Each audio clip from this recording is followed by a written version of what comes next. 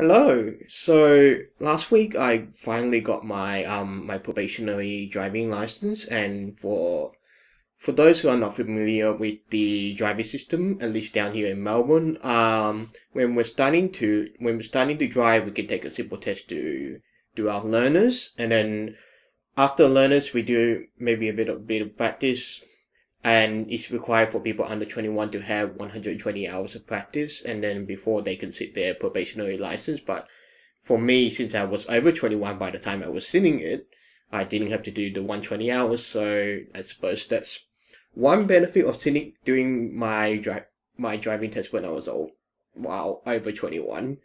But nevertheless, it is admittedly a bit embarrassing to admit that it was a little late. That now I'm 25, I've got my P's when I could have gotten it like as soon as 4 years ago, or that sort of thing.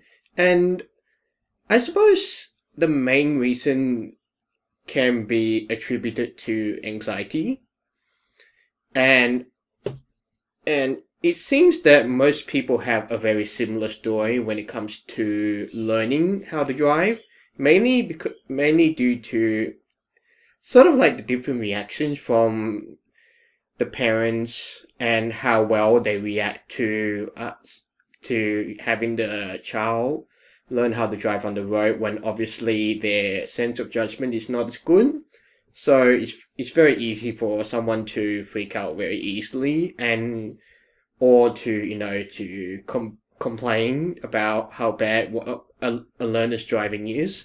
And that was pretty much my experience, which over the years sort of just continually put me off driving until I really realized that I should probably sit the test, get my P's, and enjoy that little bit more freedom. So, like everyone else, I got my learners at I think it was 16. I think 16 is the earliest age that you can get your learners. I don't quite remember anymore, since obviously for me that was 9 years ago. Um, I sat the test, got my learners, and then I do recall starting up some driving lessons, and then for me, I remember my first instructor. While she was what's the best way to say it? She was pleasant and approachable woman, and but I feel it was like mostly at the time didn't really see or feel the need to be able to drive, and I guess I didn't really have much of a motivation to continue with the lessons, since back then it was either the final year of high school, or actually no, at 16 I would be in high school. And so what was happening in high school was that I wasn't really like going places. It was just always off to high school, then off to home, and it was the same pretty much most of the way throughout university. It was just I had a pretty boring life. So it was just mostly me going to university, coming back home, and I wasn't really much one to go out elsewhere.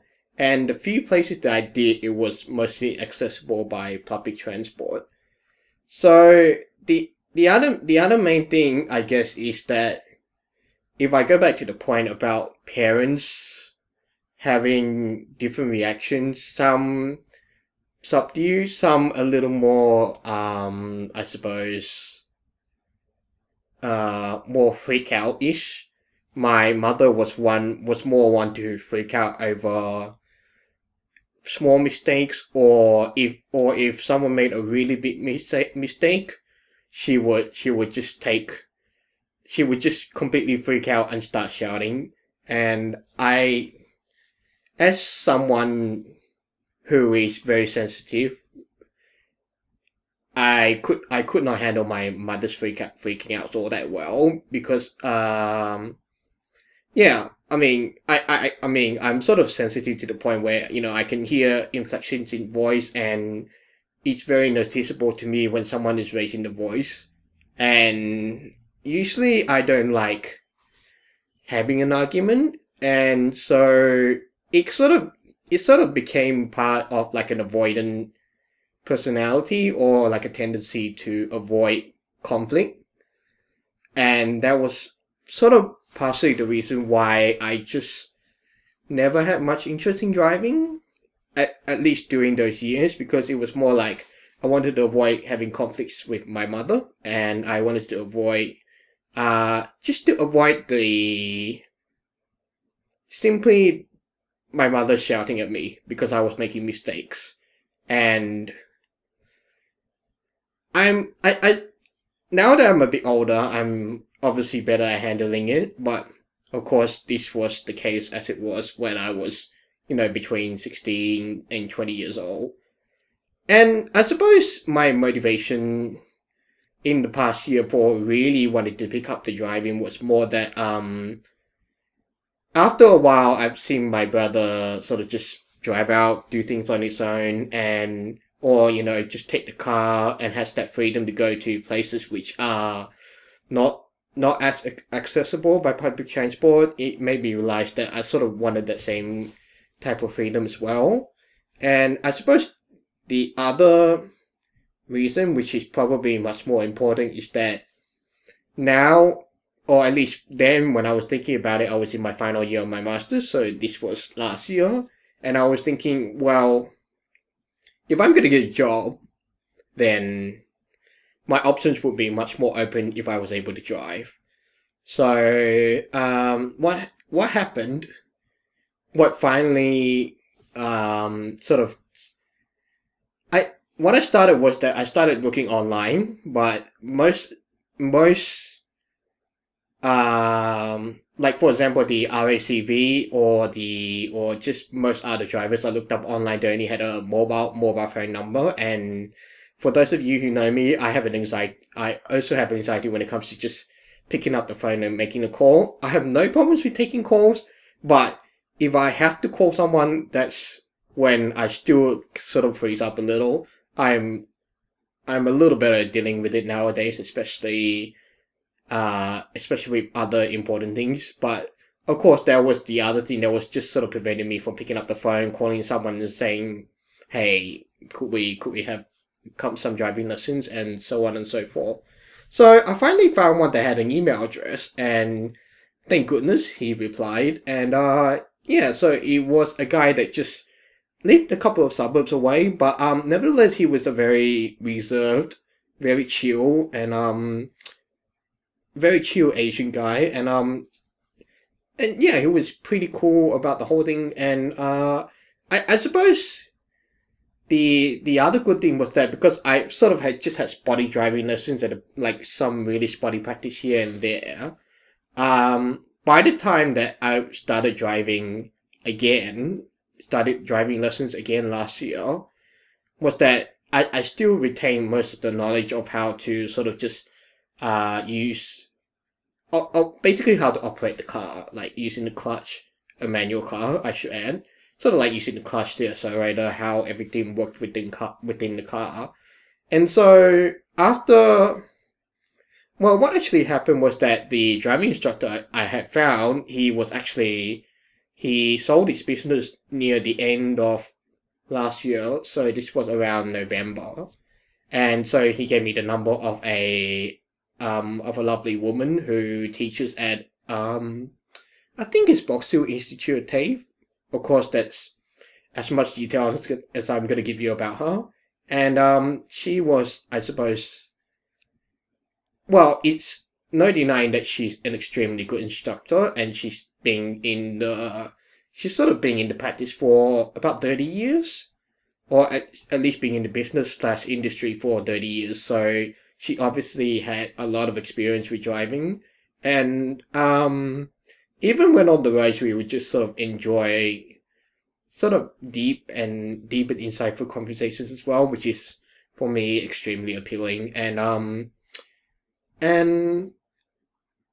I guess I suppose I should say it's very rare to come across people that make you feel entirely comfortable, especially for someone like me. And she was someone who was able to handle and sort of adjust to my I like to say neurosis, and I suppose tendencies as well, because it was like I was aware of how I was figuring out things on the road, and for me, things happen very logically. And when I think about things, I think about things logically, and oftentimes on the road, sometimes I would just be sitting there in silence and sort of thinking about the situation. And that my instructor, she was someone who was able to pick up on these things or my habits very quickly. And of course,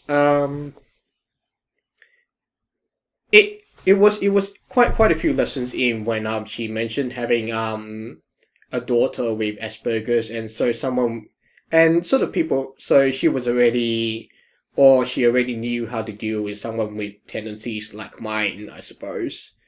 And so I think it's definitely one of the things I'm very grateful for.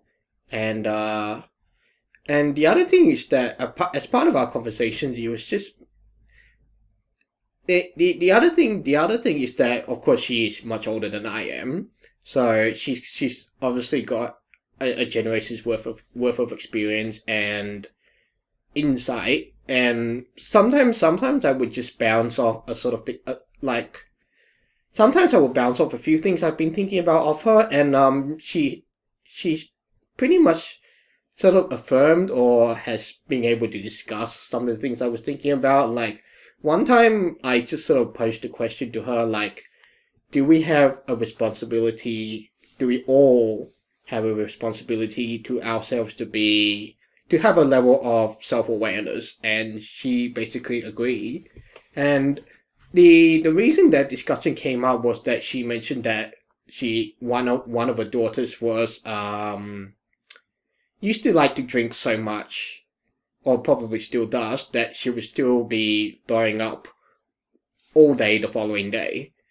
And it was like this daughter had not really learned from her mistakes, and as such, my instructor had no sympathy for her daughter, because it's just one of those things that, um, like maybe her daughter was okay with it, or she wasn't aware of the cause and effect. So it's just one of those things that makes me think about. Well, it was the thing that made me raise the question, like about being self-aware and that sort of thing. So I don't remember how many lessons I had with her, but it was um I can definitely, like, even my mother noticed that my driving was really quickly getting that much better. And it was it was and after a while my mother was comfortable enough with getting me back on the road. And then and now that I had sort of mapped out the way that I learned and how I approach things, it was really easy to see where I might be having trouble, to recognize the situations I might be having trouble. And of course, in when because I'm learning driving, the situations I would have trouble in would be like just situations that I was new to. So there was one particularly bad evening that where we drove off to Costco and to do some shopping and pick up dinner on the way back. And I was inside freaking out when we were trying to navigate a crowded car park. And since my mother is an absolutely terrible backseat driver, she was probably more anxious than I was. So she was talking with a raised voice, and I kind of just snapped at that point. Then I took a then I took a deep breath, then I calmed down, and then I just went and looked for a very accessible parking spot. So I so apart from that, yeah, it's I don't remember how many lessons I had with my instructor, but it was definitely like more than 8 or so, because I was not really willing to get driving practice with my mother until I was like really, really, really, really comfortable. And I think, and because by the time my mother was comfortable to let me drive, I was good enough to make fewer mistakes such that my mother would not yell at me as much. I was just sort of able to push on and sort of and if it ever came to a bad moment like that one at Costco, I would just sort of just box it up and then sort of just mentally put it on the shelf and recognize it as a situation that, of course, I've handled it poorly. How could I handle this better? Rather than sort of being, rather than sort of being internally, I guess, attacked by my mother. So as a result, yeah, when I sat my driving test, of course, my nerves were just up there. I had to get my hand grips to uh yeah, I had to get my hand grips to which is my also my anti-anxiety measure. And but I suppose yeah, yes, I was nervous. Yes, I got my hand grips to deal with my anxiety. But the best part was that my instructor said that we had a lesson before my driving test just to go over the details, and that also that I'll be using my instructor's car for the test. And as for the driving test itself, I like to think, apart from one really bad U-turn, because again I was just completely freaking out because it was more like I'm sitting there, I'm about to make a U-turn. I know I'm gonna be slow in starting out, and I'm not experienced enough to judge whether the cars are on the other side, how fast they will be coming over. So when I did that first U-turn, I freaked out. I stepped on the accelerator and just boom, like that. And yeah, it was just one of those things where e even I knew I had screwed up, and that actually reminds me the other thing about that I like so much about my instructor is that she was not harsh. Like she would just point out that this was a mistake, and then I would have that discussion with her about like I will point out to my instructor what I was thinking and my judgment, how I was feeling, and then we would just openly discuss how I should be dealing with it, what should I look out for, and how do I fix it. And the fact, and yeah, she was really helpful in that regard. Um, so back to the driving test. After that dreadful U-turn, I actually got asked to do another one, and I handled that a lot better that time around. And then apart from that, there was just there was just some sort of minor feedback. Apparently, I was not using the mirrors as well, or my hunch is that my using the mirrors may not be as noticeable because I tend to get a bit lazy and sort of not using my head to actually look around. And also during my driving test, I was wearing sunglasses, so it may not have been easy to sort of see my eyes look at my mirrors.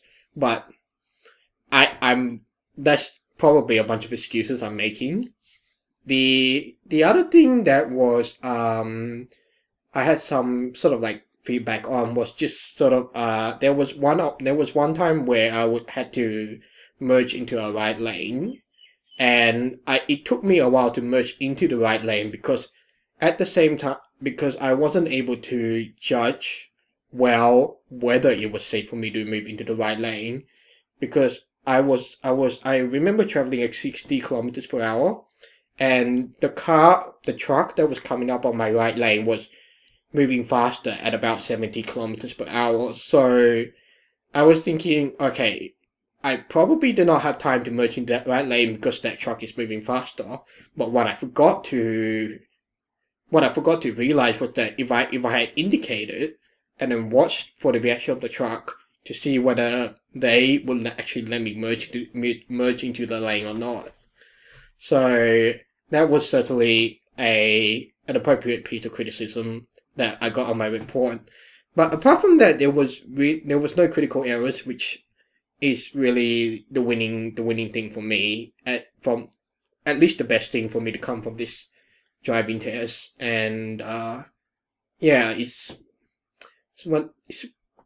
I have to say I'm kind of proud of myself for that one, and because it's very easy to be anxious about being on the road because you it's I'm obviously still at a stage where I can't really predict the actions of other drivers, and as such, there is still sort of that degree of variability or unpredictability, which still makes me slightly uneasy. But of course, now I've had practice, I've had a number of lessons, and more experience on the road. I'm sort of better at dealing with it now. But apart from that, I'm obviously looking forward to obviously solo driving and hopefully the opportunity of a road trip of some sort. Even though at this stage, with my current life situation, I'm not sure if I'll be able to take, like, say, a week off for a road trip. So, well, there'll probably be a couple of compromises here and there, but I think for now, it's something I've achieved for myself, and it's given me a bit more freedom. So I'm feeling a bit more confident, and yeah, I'm just sort of looking forward to the opportunities that I made for myself, even though that sounded really cheesy. Anyway, thank you for watching. There's a few other topics that I really want to talk about in future. So when I get time to record them, obviously there will be a video.